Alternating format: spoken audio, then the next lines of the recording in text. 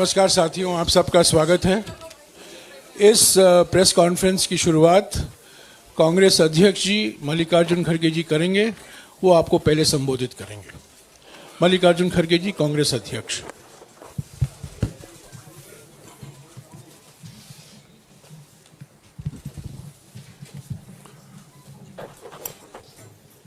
आप सभी को नमस्कार। आज इस प्रेस कॉन्फ्रेंस में हमारे नेता पूर्व अध्यक्ष श्रीमती सोनिया गांधी जी और हमारे पूर्व अध्यक्ष श्री राहुल गांधी जी और मंच पे बैठे हुए हमारे पार्टी के ट्रेजरर, सेक्रेटरीज और दूसरे साथियों, ये एक विशेष प्रेस कॉन्फ्रेंस है। मैं क्योंकि ये पहली बार हमारे नेता इस चंद इश्यू पे वो कहेंगे और राहुल जी भी अपनी बात आखिरी में रखेंगे। मैं एक आपका समय 7-8 मिनट लूँगा और बाकी डिटेल्स में कुछ कहना है उसको टेक्निकली हमारे ट्रेजरर आपसे संबोधित करेंगे। दोस्तों, ये तो 18वीं लोकसभा के आम चुनाव की घोषणा तो हो चुकी है। देश का हर एक नागरिक इसमें भाग लेने के लिए उत्सुक है। भारत पूरी दुनिया में अपने लोकतंत्र मूल्यों और आदर्शों के लिए जाना जाता है। किसी भी लोकतंत्र के लिए निष्पक्ष चुनाव अनिवार्य होता है, एसेंशियल होता है। साथ ही ये भी अवश्य होता है कि सभी राजनीतिक दल के लिए लेवल प्लेइंग ग्राउंड यानी समान लेवल प्लेइंग फील्ड हो, सभी के पास समान रूप से संसाधन हो। ये नहीं कि जो सत्ता में है उनका रिसोर्सेस पर मोनोपोली हो। ये नहीं कि उनका मीडिया पर एक अधिकार हो। ये नहीं कि सत्ताधारी दल का संवैधानिक तथा न्यायिक संस्था जैसे आईटी, ईडी, इलेक्शन कमीशन, इन अपने दूसरे ऑटोनमस बॉडीज पर प्रत्यक्ष अथवा परोक्ष नियंत्रण हो। दुर्भाग्य से जो पिछले दिनों में सुप्रीम कोर्ट के हस्तक्षेप के बाद जो इलेक्टोरल बॉन्ड, चुनावी चंदा बॉन्ड के बारे में जो तथ्य निकलकर सामने आए वो बहुत ही चिंताजनक है, शर्मनाक भी है, क्योंकि इससे हमारे देश के छवि को ठेस पहुंची है। हमारे देश ने पिछले 70 सालों में निष्पक्ष चुनाव और स्वस्थ लोकतंत्र की छवि बनाई थी। उस पर प्रश्न चिन्ह आज उठ गया है।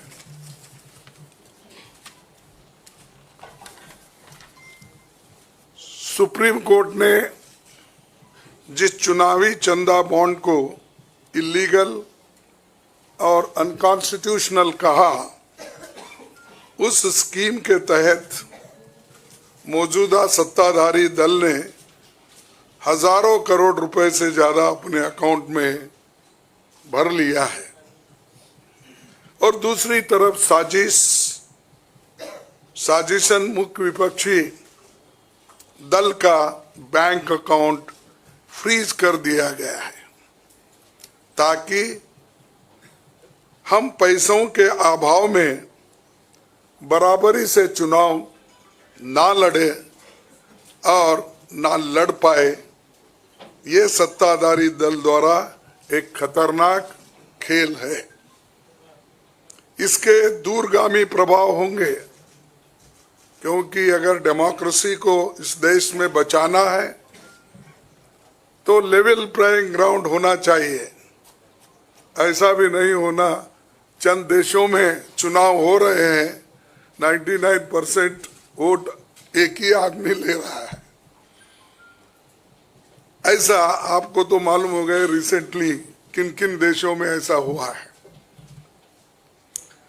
तो ये सत्ताधारी दल द्वारा एक खतरनाक खेल खेला गया है। इसके दूरगामी प्रभाव होंगे, पर यह स्पष्ट है कि इस तरीके से किसी राजनीतिक दल को असहाय बनाकर चुनाव लड़ने में बाधा उत्पन्न कर और फ्री एंड फेयर इलेक्शन कभी नहीं कहा जा सकता।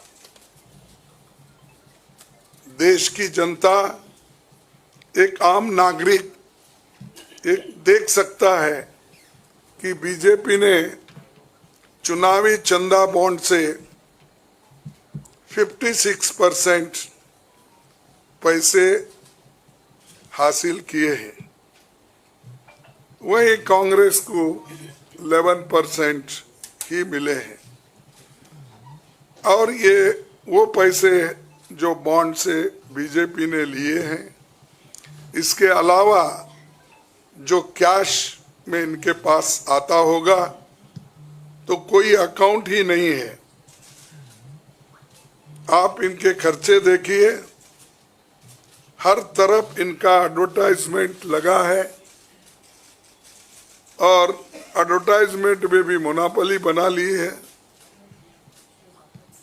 प्रिंट मीडिया हो, टीवी हो और सोशल मीडिया हो, इनका बहुत डोमिनेशन है।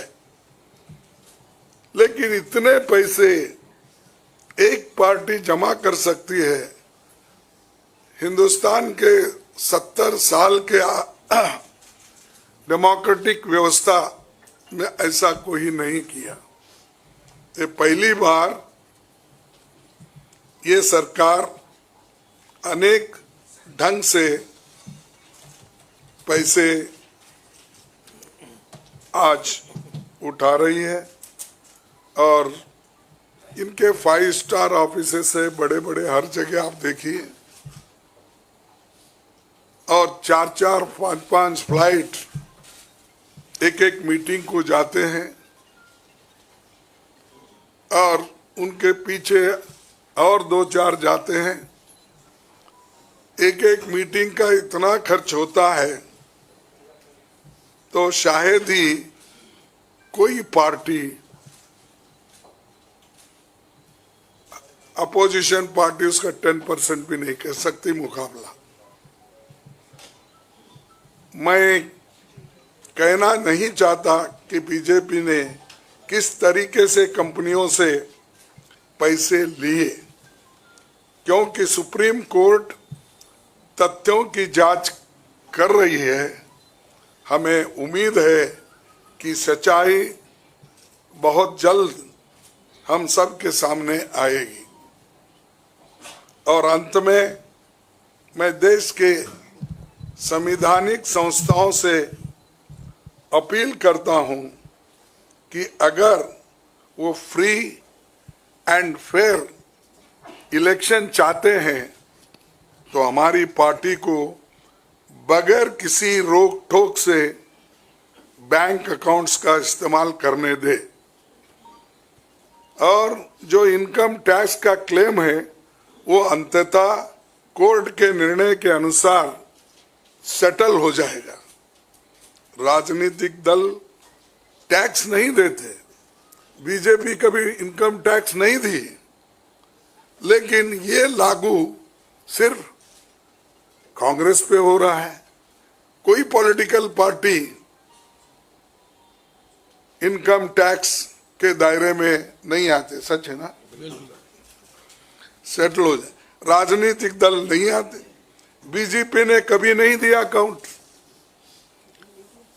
इसके बाद भी अगर हमसे ये मांगा जा रहा है तो हम न्यायालय के अंतिम निर्णय का इंतजार कर रहे हैं, क्योंकि हम चाहते हैं कम से कम न्यायालय तो इस बात को देखे, कानून को देखे, रूल ऑफ लॉ और गवर्नेंस जो संविधान के तहत होता है उसके तरफ तो ध्यान दे दो, क्योंकि आज वो हुकूमत में है, कल दूसरी पार्टी आएगी।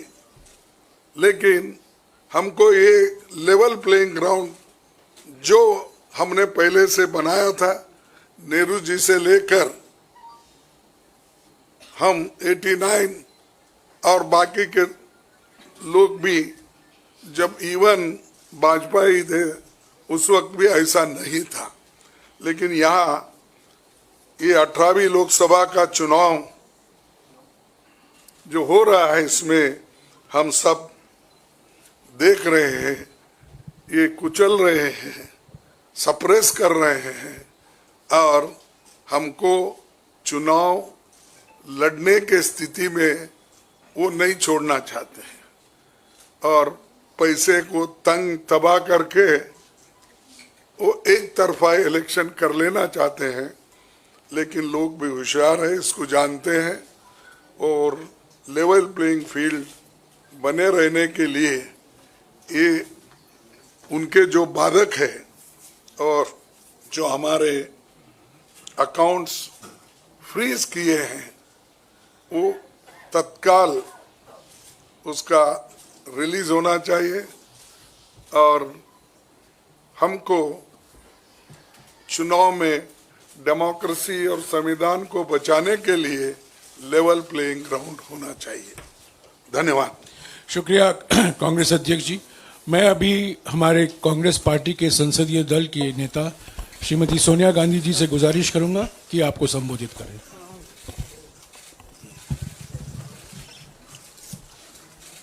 Thank you, Kahiji.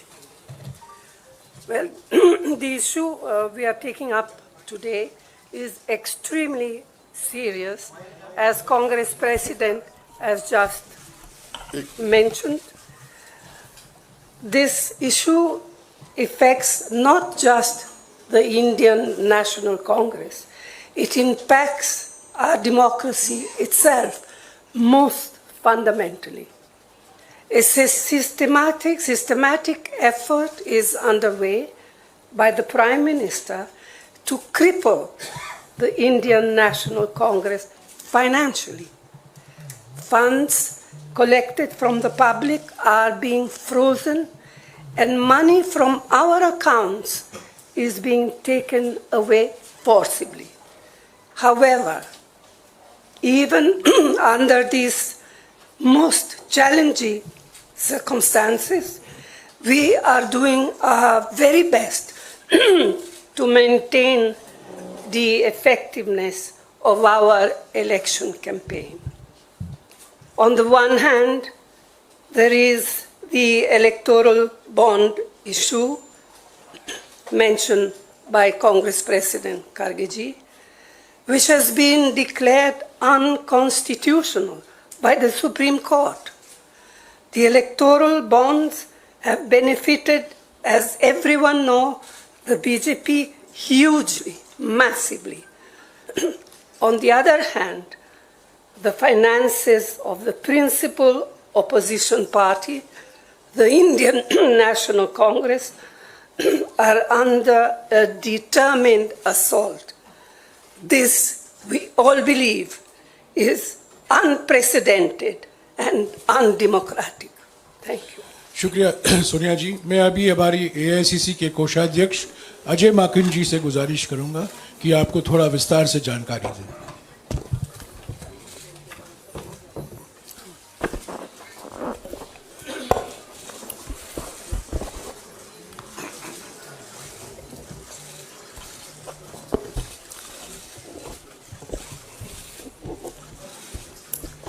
धन्यवाद जयराम जी, आप सब लोगों का बहुत बहुत स्वागत है। अभी हमारे कांग्रेस अध्यक्ष और पूर्व अध्यक्षा ने आप लोगों को बताया कि लोकतंत्र के ऊपर किस प्रकार का खतरा मंडरा रहा है, किस प्रकार से कांग्रेस पार्टी के बैंक खातों के ऊपर हमला हुआ और ये कोशिश करी जा रही है कि फाइनेंशियली कांग्रेस पार्टी को पंगु बना दिया जाए। ये केवल कांग्रेस पार्टी के खातों पे नरेंद्र मोदी सरकार का हमला नहीं है, बल्कि भारत के लोकतंत्र पे हमला है। अगर प्रमुख विपक्षी पार्टी वित्तीय तौर के ऊपर पूरी तरीके से पंगु हो जाए, कोई कार्य नहीं कर सके, पब्लिसिटी के ऊपर पैसा नहीं खर्च कर सके, कैंपेन के ऊपर पैसा नहीं खर्च कर सके, अपने कैंडिडेट्स को पैसे नहीं दे सके, तो फिर चुनाव किस बात का है। और चुनाव की घोषणा हो चुकी है। पिछले एक महीने से हमारे अपने बैंक अकाउंट्स में पड़े हुए 285 करोड़ रुपए का हम इस्तेमाल नहीं कर पा रहे हैं। हम लोगों को पब्लिसिटी के लिए अखबारों के अंदर स्लॉट्स बुक करने, हम लोगों को पब्लिसिटी के लिए इलेक्ट्रॉनिक मीडिया के अंदर स्लॉट्स बुक करने, हमको सोशल मीडिया के अंदर इस्तेमाल करना है, हमको पोस्टर छपवाने, हमको पैम्फलेट छपवाने। अगर हम लोग वो काम भी नहीं कर सकते तो किस प्रकार से लोकतंत्र जिंदा रहेगा और कैसा लोकतंत्र है ये। मैंने पिछले सप्ताह आप सब लोगों के सम्मुख मोतीलाल वोरा जी के समय 2017-18 के एक केस को लेकर के इनकम टैक्स डिपार्टमेंट ने 2017-18 के बेसिस के ऊपर 7 साल बाद में जाकर के हमारे बैंक के खाते अब जाकर के फ्रीज करे हैं, उसकी जानकारी दी। मैंने कहा कि ये 7 साल पुराने कैसे फ्रीज किए जा सकते हैं और टाइमिंग इसका कैसा है। लेकिन मुझे अभी बहुत दुख के साथ कहना पड़ रहा है कि पिछले हफ्ते ये नोटिस हम लोगों के पास में आया है, इसकी कॉपी आप सब लोगों को मिल गई है, आप सब लोगों के आ गई है, आप जरा देखिए। ये सीताराम केसरी जी के जमाने का नोटिस हमें पिछले हफ्ते आया है। आप सोचिए, सीताराम केसरी जी के जमाने का 1994-95 की असेसमेंट ईयर का नोटिस अब हमारे पास में आया, और इसको लेकर के भी आगे आने वाले समय के अंदर फिर से बैंक को फ्रीज करने का और डिमांड लगाने की ये कवायद शुरू होगी। तो ये कौन सा लोकतंत्र है। अगर इसी रफ्तार से जाएंगे तो महात्मा गांधी के समय पे जमनालाल बजाज जब ट्रेजरर हुआ करते थे, उस टाइम पे भी कोई चीज निकाल करके अब इस वक्त इस चुनाव से पहले हमारे अकाउंट्स को फ्रीज किया जाएगा। तो ये किस चीज का लोकतंत्र है। 30 साल पुराना, 31 साल पुराना असेसमेंट ईयर का हिसाब निकाल करके हमारे खाते फ्रीज करे जा रहे हैं ताकि हम लोग चुनाव ही ना लड़ पाए। हम लोगों के पास में मुख्यतः 3 बातें हैं कहने की। हर पॉलिटिकल पार्टी इनकम टैक्स से एग्जेम्प्टेड होती है, कभी किसी ने भी पेनल्टी इस तरीके से नहीं दिया, तो कांग्रेस पार्टी को अकेले क्यों चुना जा रहा है। दूसरा, इसकी टाइमिंग देखिए, 2017-18 का मोतीलाल वोरा जी के टाइम का और 1994-95 का सीताराम केसरी जी का समय, और केवल 1 महीना पहले चुनाव के घोषणा होने से पहले यह काम शुरू किया जाता है। और तीसरा, क्वांटम ऑफ पनिशमेंट देखिए कि कितना बड़ा पनिशमेंट। क्या हमारे सिर्फ 0.07% पूरा 199 करोड़ का कैश में हमारे अपने एमपीज ने अपनी तनख्वाह दी, उसकी वजह से 0.07% की अनियमितता की वजह से 106% की पेनल्टी हमारे ऊपर लगाई गई, 106% की। कितना 0.07% की अनियमितता की वजह से 106% की पेनल्टी हम लोगों के ऊपर लगाई गई है। ये क्वांटम। हम लोगों ने मात्र 30 दिन लेट हम लोगों ने अपने अकाउंट सबमिट करे। ये इनकम टैक्स एक्ट मेरे पास में है, इसका सेक्शन 234F ये कहता है कि सिर्फ 10,000 रुपए की मैक्सिमम पेनल्टी ली जा सकती है अगर कोई व्यक्ति लेट अपना, कोई भी ऑर्गेनाइजेशन या व्यक्ति कोई भी लेट अपना इनकम टैक्स सबमिट करे, केवल 10,000 रुपए। और हमारे ऊपर 210 करोड़ रुपए का 210.25 करोड़ का 210.25 करोड़ का लियन मार्क कर दिया गया। 10,000 की सिर्फ पेनल्टी, सिर्फ 0.07% का हमारा टोटल अकाउंट में से कैश के अंदर लिया गया। ये कहां का न्याय। 115 करोड़ रुपए फोर्सफुली हमारे बैंक अकाउंट से इनकम टैक्स ऑफिसर्स ने बैंक मैनेजर्स के पास में जाकर के सरकार को ट्रांसफर करा दिया गया। वो अब हमारे पास में नहीं है। 115 करोड़ रुपया बैंक मैनेजर्स को जाकर के एक तरीके से डरा करके धमका करके इनकम टैक्स ऑफिसर्स ने हमारे अकाउंट से इनकम टैक्स डिपार्टमेंट और सरकार को वापस ट्रांसफर करा दिया। मैंने बताया जैसे पिछले 5 हफ्ते से 1 महीने से भी ज्यादा हम अपने पैसे जो हमारे वर्कर्स ने इकट्ठे करे हैं वो हम इसका उसका इस्तेमाल नहीं कर पा रहे हैं। ये कहां की डेमोक्रेसी है, ये कहां का लोकतंत्र रह गया। तो इसलिए हम आपसे कहना चाहते हैं, ये केवल हम लोग तो अपनी लड़ाई लड़ेंगे, लेकिन ये आप लोगों की भी लड़ाई, मीडिया की भी लड़ाई है, देश की जनता की लड़ाई है। अगर आप इसके अंदर हमारे को समर्थन नहीं करेंगे तो लोकतंत्र जिंदा नहीं रहेगा, ना आप रहेंगे ना हम रहेंगे। धन्यवाद।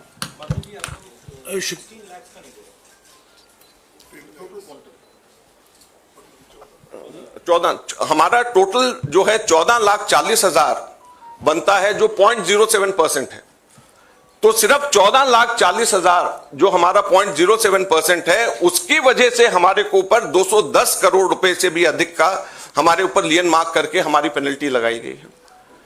तो आप सोचिए 14,40,000 के बदले 210 करोड़ रुपए की पेनल्टी हमारे ऊपर लगाई गई है। ये कहां का लोकतंत्र है? शुक्रिया अजय माकन जी। आखिर में मैं राहुल गांधी जी से गुजारिश करूंगा कि वो आपको संबोधित करें।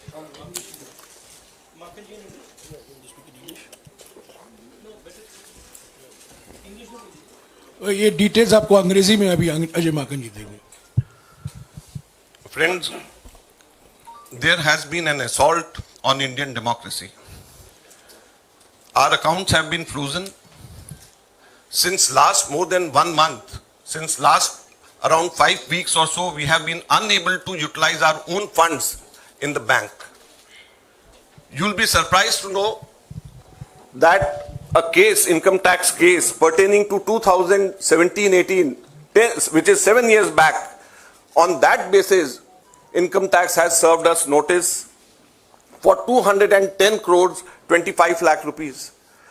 That amount of lien was marked against the Congress party in all our accounts. And effectively we are unable to utilize our 285 crore rupees, our own money which is lying in the bank. The most important thing is the timing and the exemptions which all the political parties enjoy. When all political parties enjoy income tax exemption, then why is it being slapped on the Congress party? Never it has happened in the past that the BJP had to pay any kind of penalty, any kind of income tax. Then why is it that the Congress party being singled out? The timing is such that 7 years old case, it seemed that the BJP was waiting for the elections to come, and just 1 month before the elections were to be announced, they froze our accounts. So imagine how can it be a level playing field? We don't have money to give to our candidates. We don't have money to publish our pamphlets. We don't have money to organize our public meetings. We don't have money to book advertisements in the social media or in the newspapers. So how are we going to fight the elections, or how is democracy still alive in the country where the principal opposition party is unable to spend even a single penny in the elections? And it is not only this, the government has not stopped only on this 2017-18 notice. We have been slapped with another notice last week, and it pertains to 1994-95 during Sitaram Kesri when he was the treasurer. So imagine we are being slapped with a notice, income tax notice, 30 years back, pertaining to account 30 years back, and just at the eve of election, so that we are unable, our accounts are crippled and we are unable to use our own money for the elections. So please, this is the time when it is not only fight for the Congress party, our own fight alone, it is, we have to all fight together to save democracy. The Income Tax Act, section 234F, allows maximum penalty of rupees 10,000 for late submission of income tax returns. Maximum penalty of 10,000 rupees. But on the contrary, Congress party has been slapped a penalty of 210 crore rupees against a violation of just 14,40,000 which we deposited in cash and 30 days delay. So the quantum of punishment is totally unmatched with a trivial small kind of mistake, you may say, or small kind of thing which has been done 7 years back, which can easily be condoned. Thank you very much. शुक्रिया अजीत बाबा। आखिर में अभी राहुल जी आपको संबोधित करेंगे।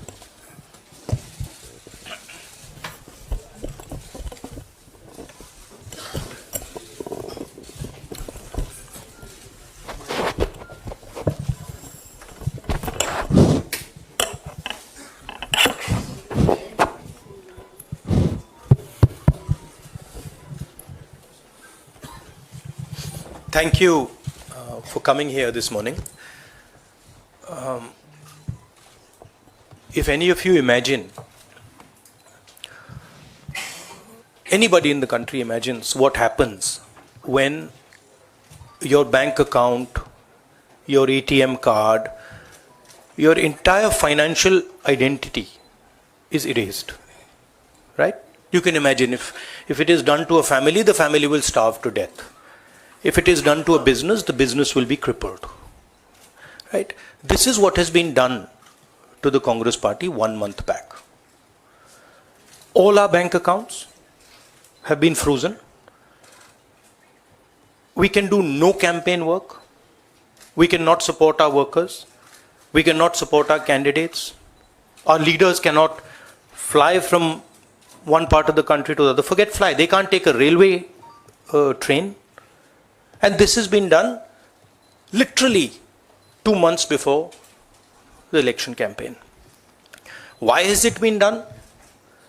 One notice comes from the 90s, another notice comes from 6-7 years ago. Quantum amount, 14 lakh rupees. And punishment, our entire financial identity. Right? What's interesting to me is that there are institutions in this country that are supposed to protect the democratic framework. There are the courts in the country, there's the election commission in the country, right? And nothing is happening. The election commission has not even said, wait a minute, you have frozen the bank account of the largest, of one of the biggest political parties, largest opposition in the country. And already our ability to fight the election has been damaged. We've already lost a month. As Makanji said, we are unable to get slots for advertising. We are unable to put ads in newspapers. And so what sort of a democracy is this? This is a criminal action on the Congress party. And it's a criminal action done by the Prime Minister and the Home Minister. It's very clear. This type of activity does not happen without them in today's India. And so the idea that India is a democracy, this is a lie. There's no democracy in India today. The idea that India is the world's largest democracy, it's a lie. It's a complete lie. 20% of India votes for us, and we are not able to pay 2 rupees for anything. Right? And it has been orchestrated to cripple us in the elections. Now, even if our bank accounts are unfrozen today, huge amount of damage has been done to Indian democracy. And no court is saying anything. No election commission is saying anything. No institution is saying anything. Media is not saying anything. It's ridiculous. And it's your duty, no, and I'm not just speaking to the media, it is the duty of all the institutions of this country, it is the duty of the people of this country. You're being robbed of your most important asset. You're being robbed of your constitution, you're being robbed of your democratic structure, you're being robbed of the entire architecture, and everybody's just quiet. I can say it in Hindi. 1 महीने पहले Congress party के सारे bank account freeze कर दिए गए. आप सोचिए, आप किसी परिवार के बैंक अकाउंट फ्रीज करिए, किसी व्यक्ति के बैंक अकाउंट फ्रीज करिए, किसी बिजनेस के बैंक अकाउंट फ्रीज करिए, किसी भी संस्था के बैंक अकाउंट फ्रीज करिए, होता क्या है? एकदम खत्म हो जाता है. अगर आपने किसी परिवार का बैंक अकाउंट फ्रीज कर दिया, भूखे मर जाते हैं. वो कांग्रेस पार्टी के साथ किया जा रहा है. 1 महीने पहले यह हुआ, और किसी संस्था ने, हिंदुस्तान की संस्था ने, किसी कोर्ट ने, किसी इलेक्शन कमीशन ने चूं तक नहीं कहा. सब ड्रामा देख रहे हैं. 20% हिंदुस्तान के लोग कांग्रेस पार्टी को वोट देते हैं। हम 20% लोगों को रिप्रेजेंट करते हैं। और आज हम रेलवे टिकट नहीं खरीद सकते। आज हम अपने नेता को एक शहर से दूसरे शहर नहीं भेज सकते। हम एडवर्टाइजमेंट नहीं लगा सकते। और क्यों? 14 लाख रुपए 7 साल पहले 14 लाख रुपए का इशू है और 200 करोड़ रुपए का फाइन, और सारे के सारे बैंक अकाउंट फ्रीज कर दिए। जब इनकम टैक्स, ये दिखाना मुझे जरा, सॉरी क्या 200 करोड़, जब इनकम टैक्स, साफ इनकम टैक्स की जो एक्ट है साफ कहता है कि ज्यादा से ज्यादा 10,000 रुपए का फाइन लगेगा। तो यह है हिंदुस्तान का लोकतंत्र। यह क्रिमिनल एक्शन है कांग्रेस पार्टी के खिलाफ और हिंदुस्तान के लोकतंत्र के खिलाफ, और यह क्रिमिनल एक्शन हिंदुस्तान के प्रधानमंत्री कर रहे हैं। मेरी विनती है कि जो हिंदुस्तान के इंस्टीट्यूशंस हैं, जो वो अपने आप को हिंदुस्तान के इंस्टीट्यूशंस मानते हैं, डेमोक्रेसी को प्रोटेक्ट करते हैं, लोकतंत्र को प्रोटेक्ट करते हैं, हिंदुस्तान के कोर्ट्स हो, हिंदुस्तान का इलेक्शन कमीशन हो, वो इसके बारे में कुछ करें। और यह कहना कि हिंदुस्तान दुनिया की सबसे बड़ी डेमोक्रेसी है, झूठ है। यहां कोई डेमोक्रेसी नहीं है। बिगेस्ट ऑपोजिशन पार्टी का आपने बैंक अकाउंट बंद कर दिया और 1 महीने कोई कुछ नहीं बोल रहा है। केसरी जी के टाइम से नोटिस आया है। तो अजीब सी सिचुएशन है। सब लोग देख रहे हैं और हर संस्था मतलब का रोल है इसमें। कोर्ट्स का रोल है, इलेक्शन कमीशन का रोल है। धन्यवाद। शुक्रिया राहुल जी। साथियों, कांग्रेस अध्यक्ष जी, सोनिया जी, राहुल जी ने और दूसरी ज़रूरी बैठक से निकलकर यहाँ आए हैं आपको संबोधित करने के लिए। उनको उस बैठक में वापस लौट जाना है। आपके सवाल हमारे कोषाध्यक्ष विस्तार से जवाब देंगे।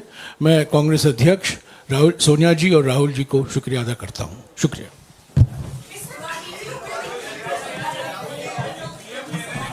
No, 1 second. Look, 1 second. Look, please understand. This is not freezing of the Congress party's bank accounts. This is the freezing of Indian democracy. That is what is happening here. Okay? So, we are unable, as the biggest opposition party, we are unable to take any action. There's no action we are able to take. We cannot send our leaders anywhere. We cannot book advertisements. We cannot do anything. What else is it if it's not an assault on democracy? Thank you.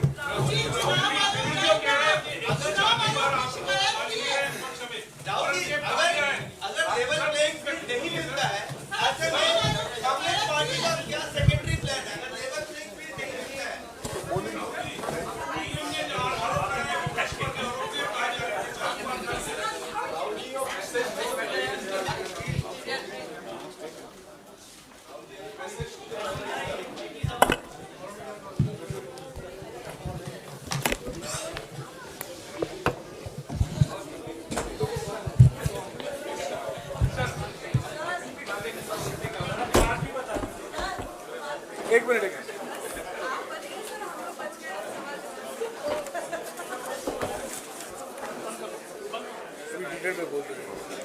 नहीं, कोई question पूछना है? साथियों, अभी कोषाध्यक्ष जी आपको विस्तार से संबोधित करेंगे।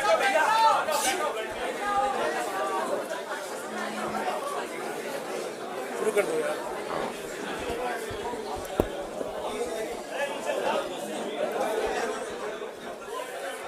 आप लोग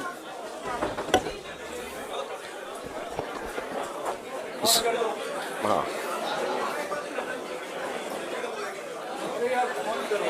सब लोग सेटल हो जाएं।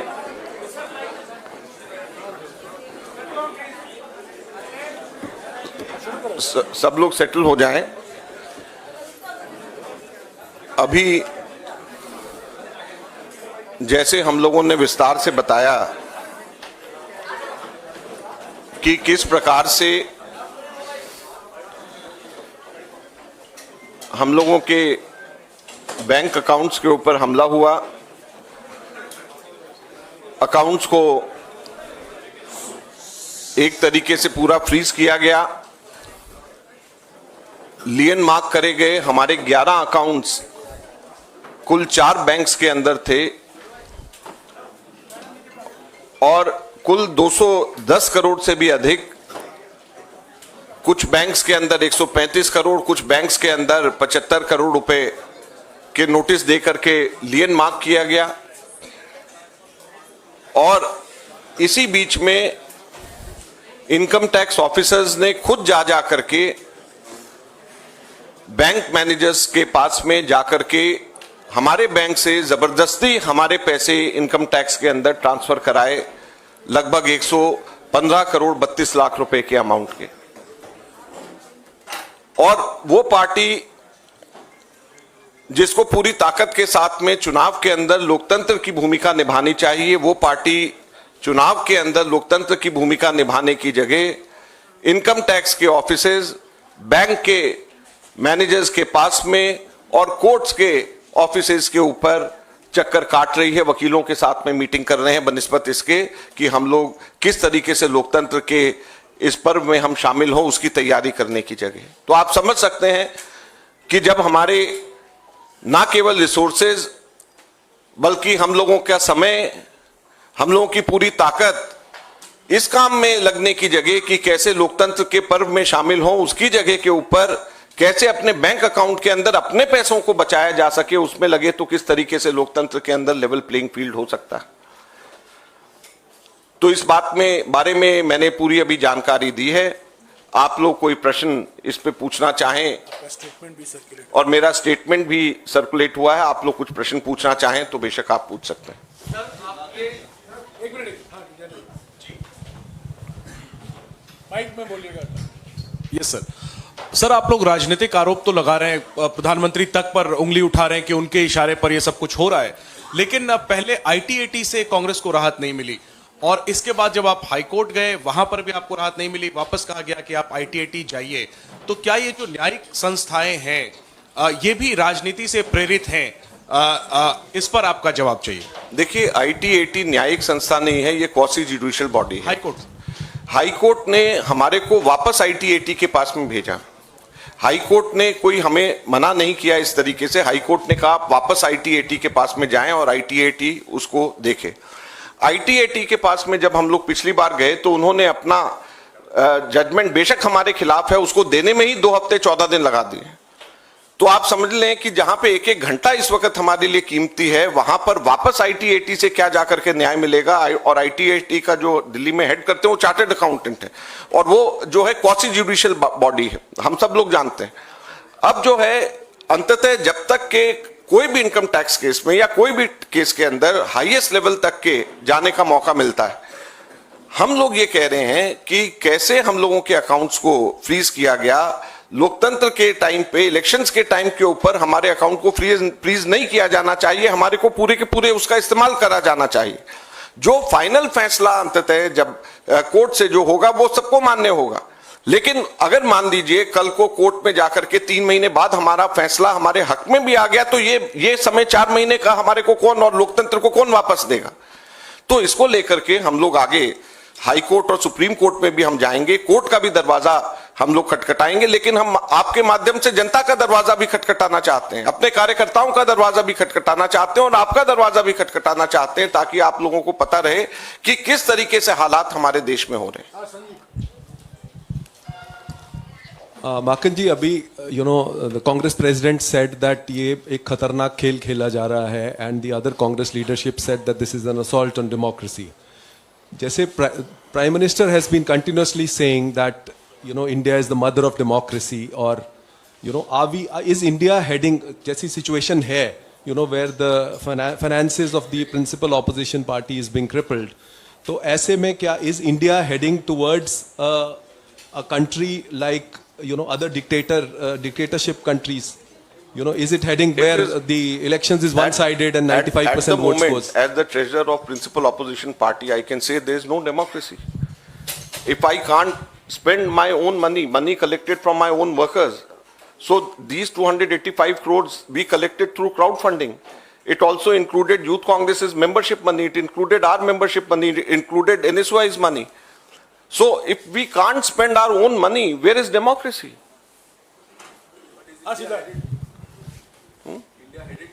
It is already there. Not why headed. It is already if the present situation is not a democratic situation where the principal opposition party doesn't know how to contest election, how to send money to its candidates. Madhav sir, आप लोग की ये एक आपने तकनीकी पहलू तो आप इनकम टैक्स का सब बताए, लेकिन बात आज आप लोगों ने मंच से राजनीतिक करी है, राजनीतिक पहलू पे बात करी है। तो एक दरवाजा जो है वो राष्ट्रपति का भी है, जहां पर आप कॉन्स्टिट्यूशन को बचाने की और डेमोक्रेसी को बचाने के लिए आप पहल कर सकते हैं। क्या वो रास्ता खुला हुआ है? और साथ साथ अपोजिशन की सभी पार्टियां, इंडिया ब्लॉक को भी आप साथ में लेके वो दरवाजा खटखटाएंगे क्या? देखिए, हम लोग लोकतंत्र को बचाने के लिए सभी दरवाजे और सभी जो भी लोकतांत्रिक तरीके हैं उनको हम अपनाएंगे। कोई भी ऐसा दरवाजा नहीं है जिसको हम छोड़ेंगे और कोई भी लोकतांत्रिक तरीका ऐसा नहीं है जिसको हम अपनाने से परहेज करेंगे। हर लोकतांत्रिक तरीका अपनाया जाएगा और हर लोकतांत्रिक दरवाजा लोकतंत्र का खटखटाया जाएगा, क्योंकि ये लोकतंत्र को बचाने का सवाल है। सर, आप कांग्रेस के कोषाध्यक्ष हैं और वाकई आपके लिए बहुत चिंता का विषय है, क्योंकि पैसा आपके पास नहीं है, फ्रीज है। सर, सवाल ये है कि आप लगातार, राहुल गांधी ने भी कहा, आप भी कह रहे हैं कि लेवल प्लेइंग ग्राउंड नहीं है आपके लिए। तब आपके पास ऑप्शन क्या बचता है? क्योंकि लोकसभा चुनाव बिल्कुल मुहाने पर है और ऐसे में जब आपके पास संसाधन नहीं होंगे तो चुनावी मैदान में क्या उतरेंगे? इसको लेके क्या विकल्प आपके पास? देखिए, हम लोग सभी विकल्प जो लोकतांत्रिक विकल्प हैं उसको हम लोग अपनाएंगे।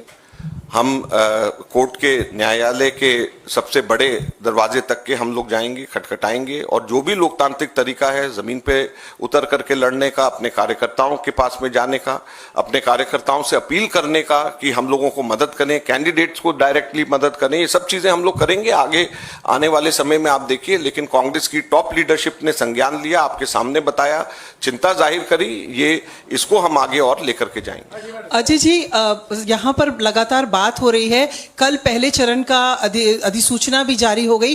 क्या कारण है कि कांग्रेस अभी तक चुनाव आयोग के दरवाजे नहीं गई है? जो इस पूरी जो कार्यप्रणाली है उस पर उसने साफ तौर पर कहा था अपनी प्रेस कॉन्फ्रेंस में कि सबको समान अवसर मिलेगा और ये चुनाव आयोग की जिम्मेदारी है। हम लोग सुप्रीम कोर्ट भी गए हैं और हाई कोर्ट भी हम लोग गए हैं। ऐसा नहीं है कि हम लोग जो भी लीगल हमारे पास में पोजीशंस हैं उसका हम इस्तेमाल नहीं कर रहे।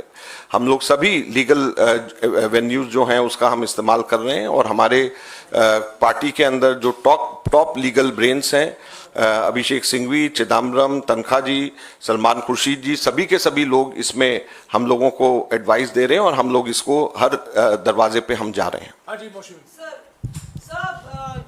मोहित ने जो सवाल पूछा उसी के एक्सटेंशन में मैं आगे पूछना चाहती हूँ, अगर कोई और रास्ता नहीं रहता है, क्या आप लोग इस पे भी विचार कर रहे हैं कि आप चुनाव बाइकआउट कर दें? नहीं, ऐसा नहीं है। Sir,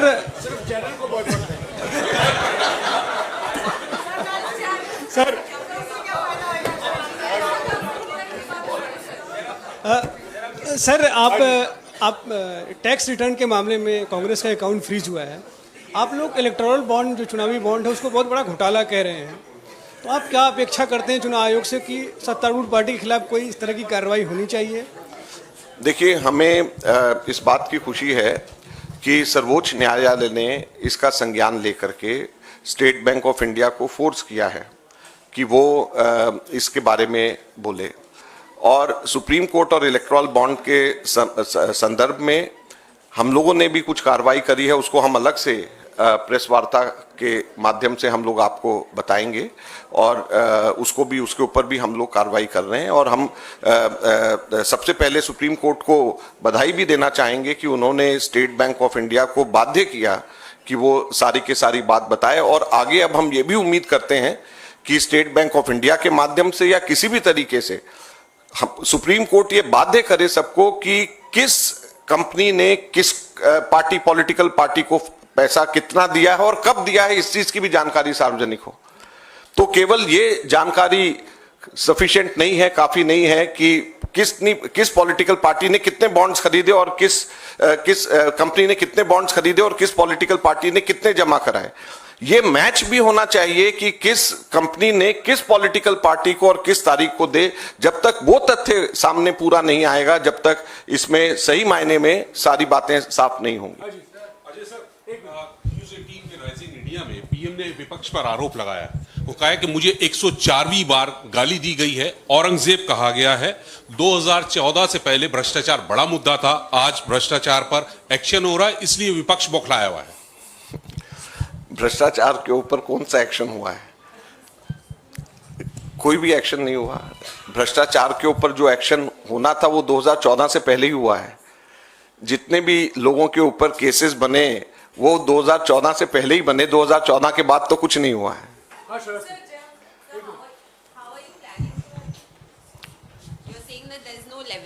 You're saying that there's no level playing field with the freezing of your accounts. So how are you planning to take this message forward to the people of the country that the level playing field is being deprived to the Congress party? Well, we are taking it through the press conference. This is the first step which we have done, and it is not the first time that I am doing so. This is my third press conference on this issue. So after two press conferences, which I did alone, I thought that it is very much required that the senior leadership also should be present so that it passes on to the people. So I am very happy. We are happy. I thank Jairam Ramesh ji. He could organize senior leadership also speak on this issue. Tomorrow, PCC presidents across the country and also our ex-chief ministers across the country, they are also taking up this issue through various press conferences.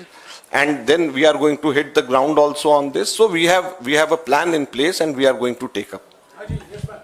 Sir, yesterday the Home Minister reiterated that the electoral bonds is basically to remove the black money. It was in some level able to do so, but the Congress party and the other opposition parties are frustrated because the old system of hafta vasuli or the cut money is not possible anymore. That is why they got 5 times more than the principal opposition party.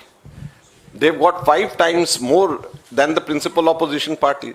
That is why they are unable, the SBI is unable to tell so far which company has given how much to a political party and when.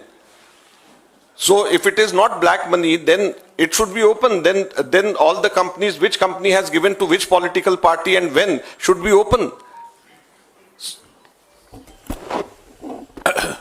Let me answer your question. We have done an analysis, which I will be putting out shortly. Out of the 8,000 crores of electoral bonds that the BJP has got, we have been able to directly correlate 4,000 crores of electoral bonds with 4 lakh crores of contracts. This is Chanda Do, Dhanda Lo. That's all it is. This is Chanda Do, Dhanda Lo. 4,000 crores out of 8,000 crores is directly linked with 4 lakh crores worth of contracts awarded by the government of India, not by any state government, awarded by the government of India. So the Home Minister should get his facts right. Thank you.